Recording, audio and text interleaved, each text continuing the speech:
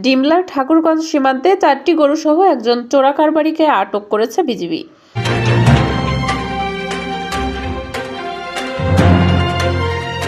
আসসালামু আলাইকুম দর্শক, সকলকে আমন্ত্রণ জানাচ্ছি বিবিআর নিউজ সংবাদে।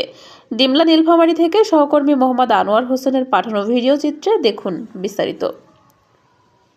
চোরাচালানি গরুর সম্পর্কে আমি ডিমলা থানায় আসি, দেখি যে গরু ভিতরে ঢুকি, দেখি যে ওই যে পেঁয়াজিপাড়া বিওপি ক্যাম্প গরু ধরছে সকাল 7টার দিকে।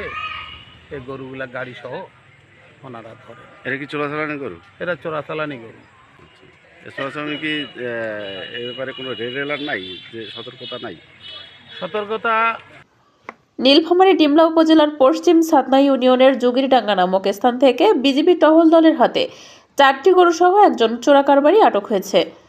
ঠাকুরগঞ্জ বিজিবি 51 ব্যাটালিয়নের সুবেদার মুকুল ইসলামের একটি টহলদারের হাতে 26শে নভেম্বর ভোর সকালে 4টি গরুসহ চোরাচালানকৃত গরুর বহনকারী ভটভটির মালিক কালীগঞ্জ গ্রামের আমজাদুলের পুত্র মতিউর রহমান মতিকে যোগীডাঙ্গা মোড়ের ঠাকুর বিজিবি 51 ব্যাটালিয়ন নেমপ্লেট এলাকা থেকে আটক করতে সক্ষম হয়। পরবর্তীতে বিজিবি কর্তৃপক্ষ গরু 4টি সহ আটককৃত ভটভটির চালক মতিউর রহমান মতিকে ডিমলা থানায় সোপর্দ করে।